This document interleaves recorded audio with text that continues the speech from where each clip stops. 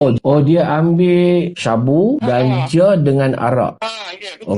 Okey, 3 benda ni dia ambil. So sekarang ni selama 20 tahun. Maknanya dah lebih 3 bulan lah. Lebihlah 3 bulan. Alright, jadi macam mana dengan keadaan dia selama 3-4 bulan lah? Sekarang ni apa hasil yang kita dah capai? Kita cuma nak tahu perkembangan sekarang. Sekarang ni, alhamdulillah, Baik. dia dah jaga solat dia. Kadang saya pula malu. Saya tak bergerak lagi. Azan, mak, semayang, mak. Dah masuk waktu tu dia. Dia dah ingat ke saya pula.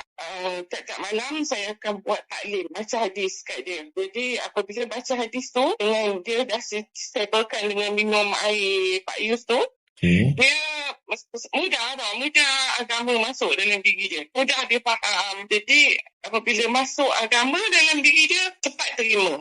Dia cepat faham. Alhamdulillah lah, dah banyak berubah lah. Dengar cakap saya, dia pun tak keluar lah.